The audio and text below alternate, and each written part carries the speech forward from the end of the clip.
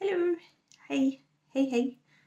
We are back again with Escaping Utopia. We are going to do the quiz, Are You in a Cult? Part 3 of 4. And this time the subject matter of the questions are systems of control. What are systems of control? Well, I still haven't read this chapter, but I have skimmed it a little bit, and basically systems of control are the agreed upon rules and regulations of a group. Like every group will have its rules and regulations. If you play soccer, there are rules for soccer. If you play football, baseball, there are rules for that. Every culture has its own rules, like what's acceptable, what's not acceptable to do within a culture. How you interact with other people, that's like the rules and regulations of a culture. Workplaces, every profession pretty much has its own rules. These are all systems of control. But I'm going to read a little bit from the book. And once again, this is Escaping Utopia with Janja Lalich and Carla McLaren, or by. All right. So what are systems of control? Here it says, healthy and successful groups create reasonable rules, attainable expectations, and systems of control that help them function as a team and develop a unified sense of group identity. Basically, rules are there to keep everyone safe, and it shouldn't be too hard to follow them. High demand groups and cults create harsh and unbending systems of control that are carried out by rigid authority figures who enclose members in a tightly constricted universe. These stern systems consist of recognizable rules, regulations, and procedures, including discipline and punishment, that guide the smooth functioning of the group and control each member's behavior and thinking. The desired outcome is compliance, this is in a cult, and better yet, total obedience. Like I said, all social groups, all cultures, all, even relationships and workplaces and stuff like that, they all have like different systems of control. And she mentions a sociologist here. She says, the social structures in cults can be compared to the concept of total institutions introduced by sociologist Irving Goffman. I actually read a little bit of Irving Goffman's work when I was at university. I had a class on sociology, just mere months after waking up, realizing I was raised in a cult.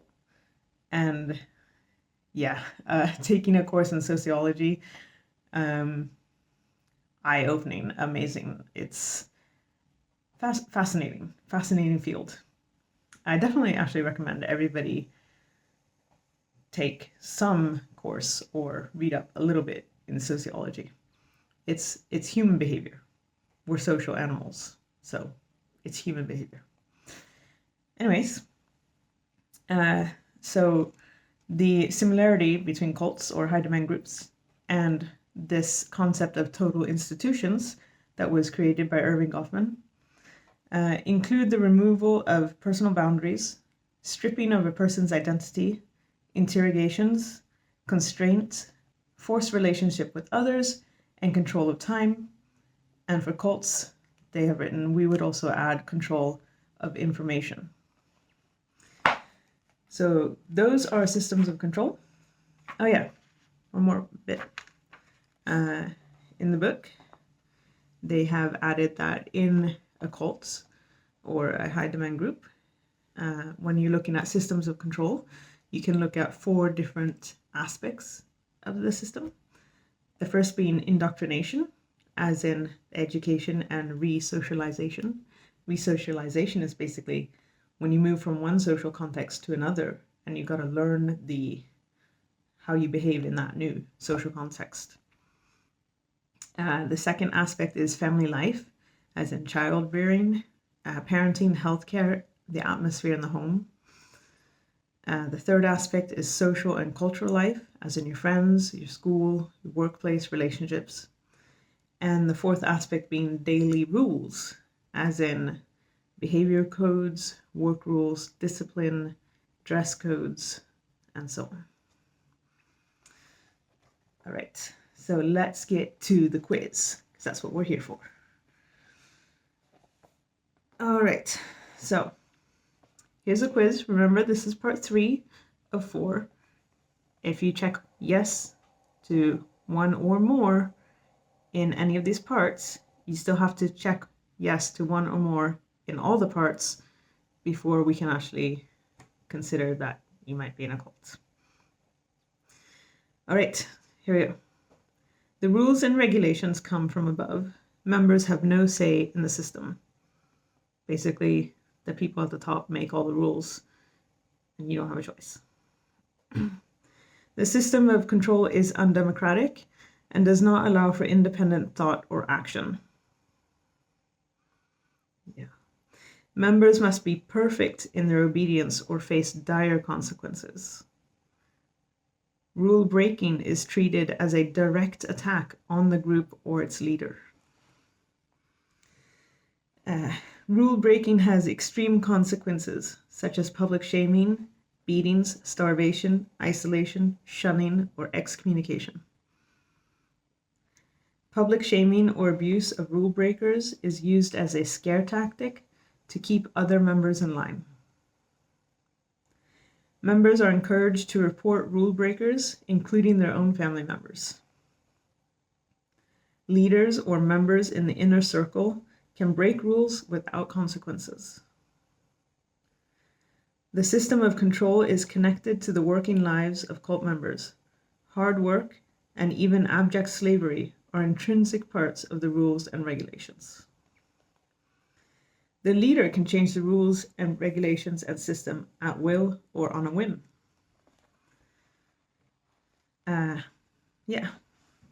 Just going to read this part as well before we get into the signs of a healthy system of control. Here we go. Toxic systems of control use cult members' hard work, obedience, and need for community against them. I mean, that's a basic human need to have community, and this is used against cult members. The cult members may gain a sense of pride through fitting in and following the rules perfectly. This form of pride has a tragic outcome because it depends on the good opinion of people who actually mean harm to the members. Hard work, community values, and obedience are excellent qualities. However, when they are required by an inhumane and toxic system of control, they lead to enslavement. I would switch out the word obedience in that sentence because it just feels wrong to me. But I guess like general rule following. I do think though that if the rules are wrong, there should be space and allowance to question that. Anyways, yeah, obedience kind of just rubs me wrong in that sentence. All right, what are signs of a healthy system of control? The system is democratic. All members have a say in how the rules and regulations are developed and implemented. Members have a right to question, doubt, and challenge the system. Checks and balances are in place so that the system remains fluid, responsive, and fair. The system supports equality and no person is above the rules. The system incorporates fairness, justice, and leniency. No one is humiliated, abused, or shunned. Members appreciate the sense of structure and discipline that the system provides. The system provides a healthy sense of belonging and camaraderie. The system helps members develop a unified group identity that does not erase their own identities. The group encourages critical thinking and welcomes ideas from outside the system. So those are the signs of a healthy system of control. And if you checked yes on one or more of the unhealthy systems of control, then look back at parts 1 and 2 if you haven't already, and wait for number 4. But yeah, maybe start looking at your group a little more critically, just check it out. Yeah, be honest about it. It's hard to be to think of these questions and answer them honestly if you haven't already come out a bit, I think. Anyways, 1 second, it's pollen season. And that's very annoying, but that's life. Okay, and tea break.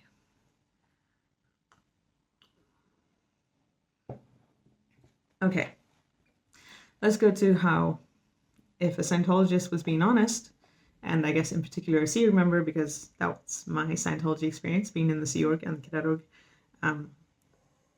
how would I honestly answer these questions that we went through?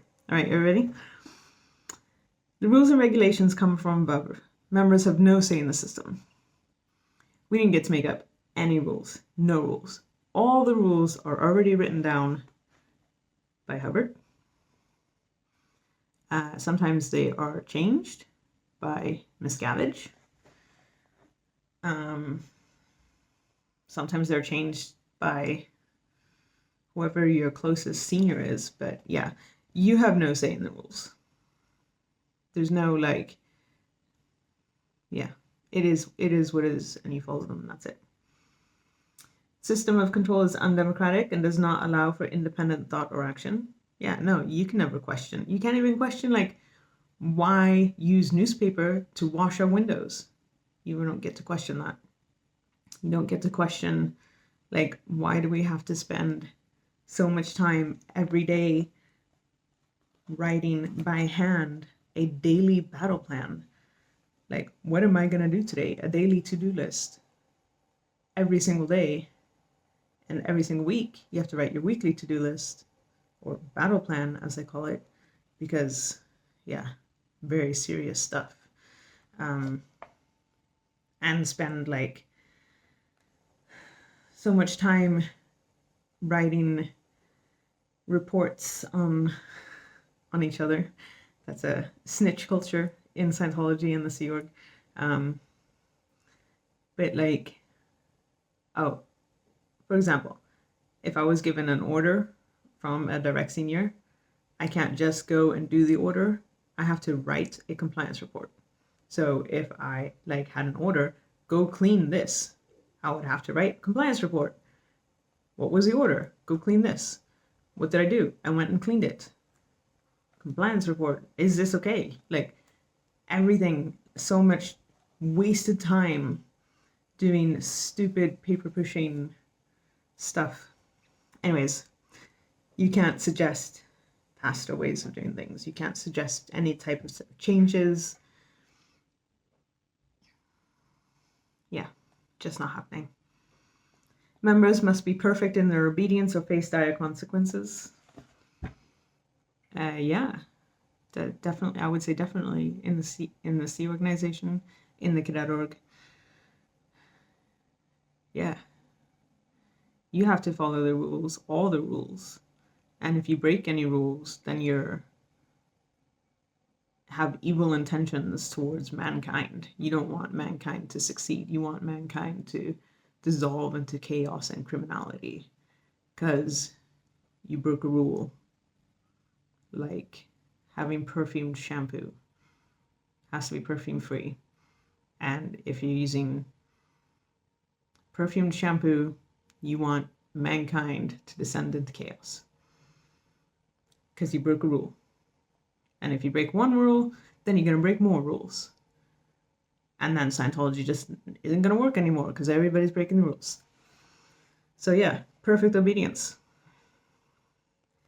Rule breaking is treated as a direct attack on the group or its leader. Yeah, it's often it was framed like you were evil and you didn't want humans to survive. But it was also like an attack on the church if you're breaking the rules of the church, which doesn't need to, I mean,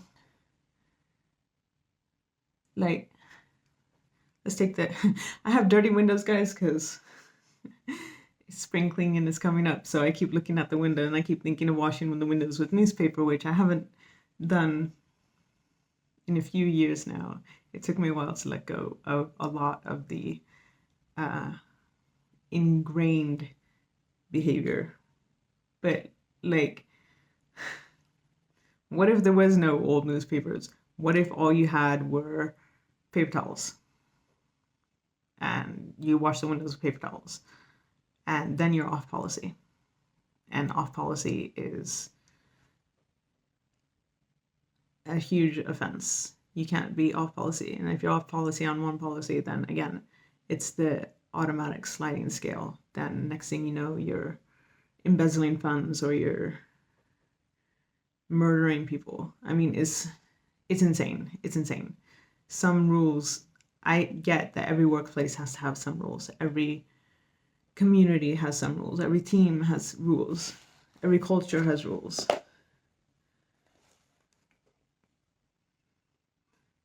But seriously, how you wash your windows is not life or death.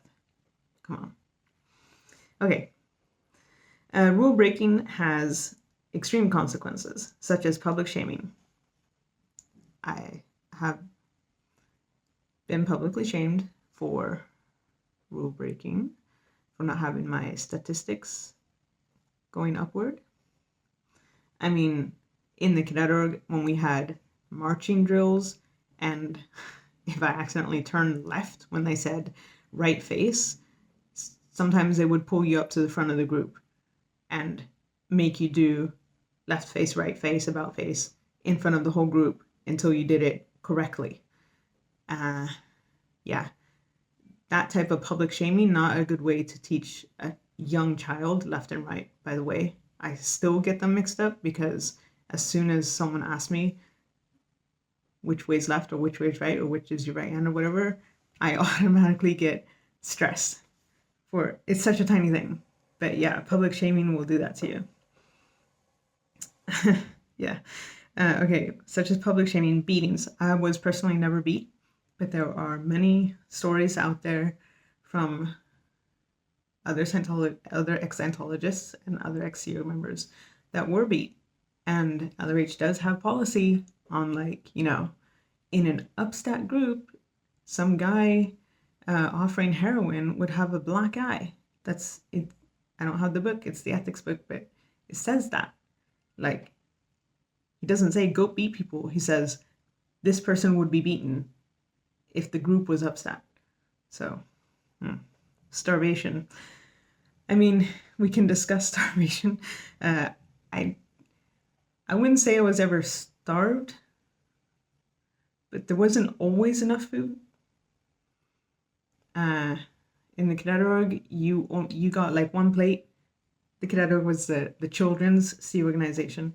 You got one plate of food, and then if you wanted seconds, you had to eat all that up first. But if you didn't eat that fast enough, there might not be any food left when you went back for seconds. This was in the Sea Org as well. Or if you were put on beans and rice, then all you had was beans and rice. I grew up with, my mother told me a lot of stories about my grandmother because I really loved my grandmother. I looked up to her from as long as I can remember. And my mother told me stories of my grandmother who lived through famine, through significant parts of her life in her as a young teenager or a young adult. And those stories kind of stuck with me. So I ate everything that was put in front of me, regardless of how disgusting it was. I ate like it was my last meal at every meal. And yeah, that's given me some issues with food. But I can't say I was ever starved. There was food. It just wasn't always great. Right, so we're back on the question here. Rule breaking has extreme consequences such as public shaming, talked about that, beatings, starvation, isolation, shunning, or excommunication. So, yeah, when you're in serious ethics trouble, ethics is like the people that make sure everybody's following the rules, kind of like the cop system, like the police of Scientology. When you're in ethics trouble, you usually, if it's serious trouble, you get isolated from the rest of the group. You're not allowed to speak to anybody. When I was 14 and said I wanted to leave, I was isolated from everybody. I wasn't allowed to talk to anyone, not at meal times. I wasn't allowed to have to eat with the others. A couple times I was in ethics trouble, and there was this one room in it. The building was called the Coachman Building in Clearwater, Florida, and on the first floor there was like a main reception, and as you walk past that to the elevator, there were two elevators, and opposite them was the ethics reception, and a little bit to the side leading to a hallway that went to like the ethics staff areas. Nobody was really allowed back there, but right before you got to that door, there was a door to the side. That was the ethics room. And if you were seen going in there, then everybody knew you were in trouble. Yeah, and we just sat in there all day, and we weren't allowed to leave, and we weren't allowed to speak to anybody, and we didn't get to eat with the rest of the people. Yeah, so that's isolation. That's also kind of shunning. And excommunication. Yeah, I mean, you leave Scientology, or you start speaking out, or you do something they don't like, then they definitely do excommunication. Public shaming or abuse of rule breakers is used as a scare tactic to keep other members in line. Yeah, I mean, that's what public shaming does. It shames you personally if you're the one being publicly shamed. You're standing in front of a group of 1,500 people, and someone's telling everybody about what a horrible person you are. You have to take that. But that's also, if you're watching that, that's also like, I gotta avoid doing whatever that person did, because I don't want to have to stand in front of 1,500 people and have my sins aired. Yeah. Members are encouraged to report rule breakers, including their own family members. So Scientology it's a snitch culture.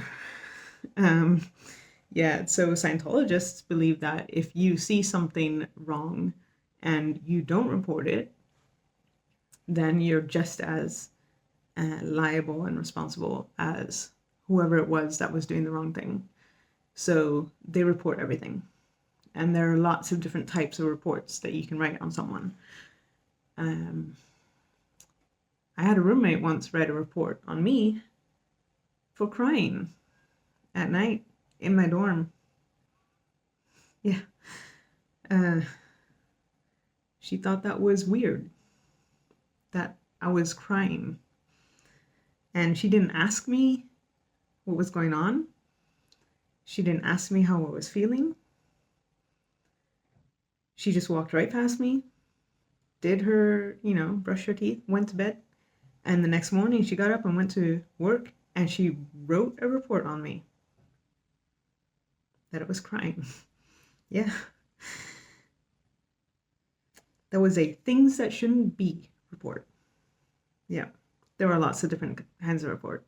And if anybody says Scientology is not a snitch culture, I was reported on for crying. So there you go.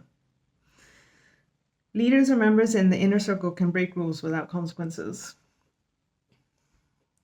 Yeah, definitely. I mean, I don't know David Miscavige, but there are stories of all sorts of stuff that he does that no other CU member is allowed to do. Drink whiskey on a regular day. Stay up late at night watching movies, playing video games.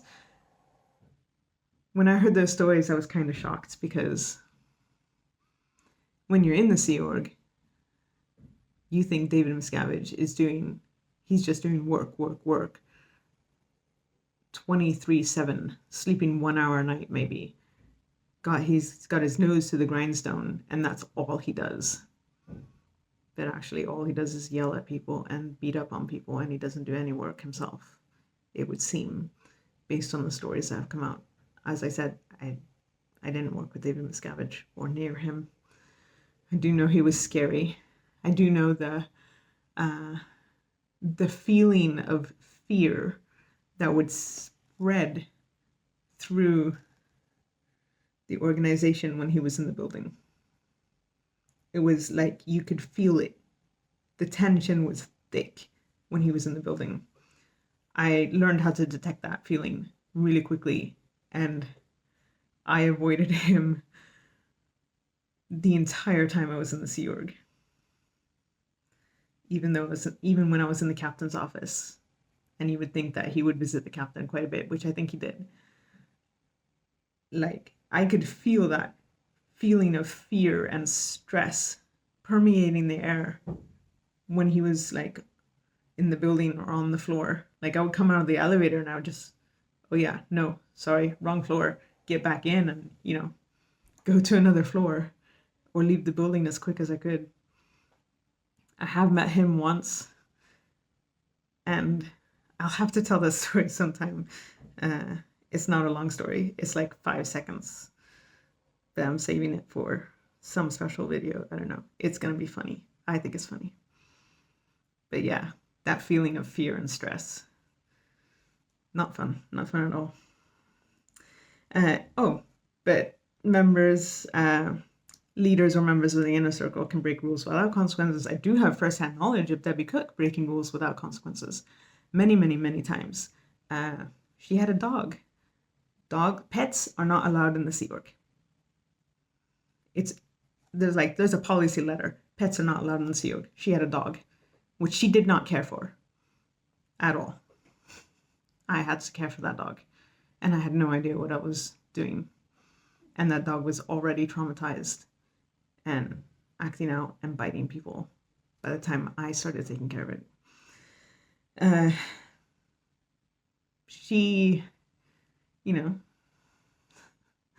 didn't do her CSP, which is Clean Ship Project, which is a mandatory cleaning of your berthing. She didn't do that because I did it for her. She slept in when we weren't allowed to sleep in. Lots of tiny things, but when you're punished for having a perfumed shampoo and then you see someone else just getting away with bullshit, it's just annoying. Like it just eats at you. Yeah. The system of control is connected to the working lives of cult members. I feel a little worked up today, guys. I think it's because I'm tired. I haven't slept well.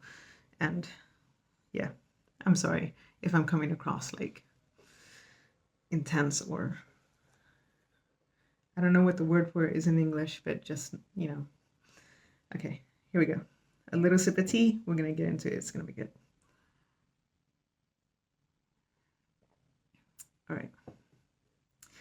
The system of control is connected to the working lives of cult members. Hard work and even abject slavery are intrinsic part of the rules and regulations. Yeah, work. That's all we did in the Sea Org. That's almost all we did in the Cadet Org. We didn't have quite as tough a schedule as the Sea Org. But yeah, it was a lot of work in the Cadet Org as well. And yeah, abject slavery. Yeah, we were not paid a lot and we worked our asses off. I never did the RPF, the Rehabilitation Project Force, which is like a slave labor camp for people who are in big trouble. And yeah, that would be slavery. In my opinion, that's slavery. And the leader can change the rules, regulations, and system at will or on a whim.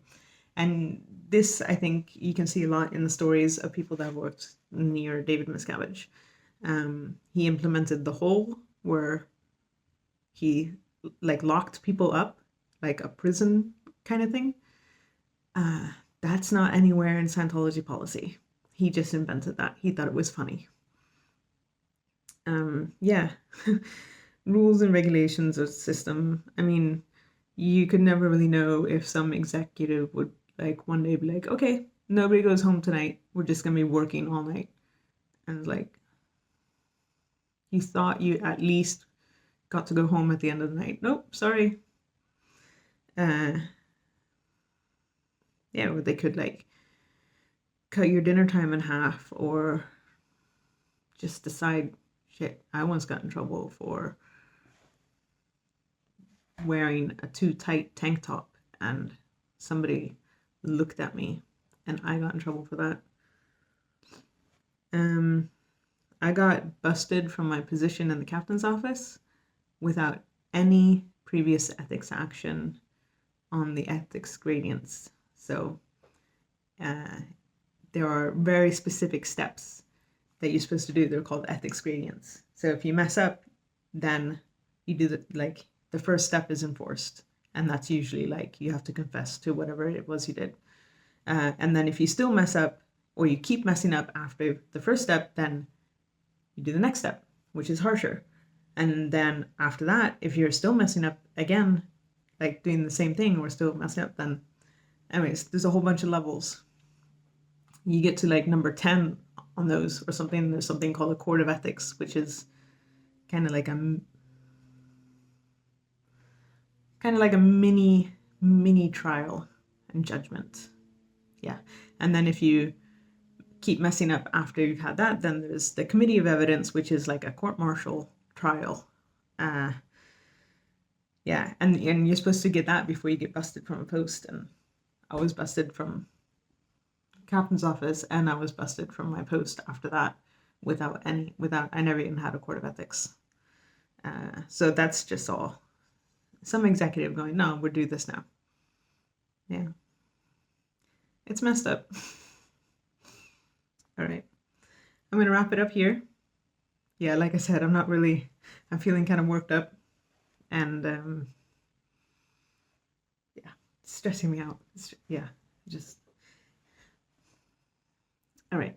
So we have part 4 to do, and then after part 4, I'm thinking I'm going to do a video on the bridge to total freedom, because somebody commented and asked about that, and it's the first question of this kind that I've gotten, and I want to try to answer that as best as I can. So we're going to do quiz number 4, and then after that we're going to do a video on the bridge to total freedom. And if you guys have questions of things you want me to try to explain, then let me know in the comments. I will do my very best to explain them using as little Scientologies as possible, or however I can do it. Disclaimer, I'm not a Scientology expert. I did 0 steps on the bridge, but I'll explain it from my viewpoint as someone who grew up in it. Yeah. Cool. Thank you for listening. Thank you for holding space. Remember that mental health is important, and don't be culty. See you next time.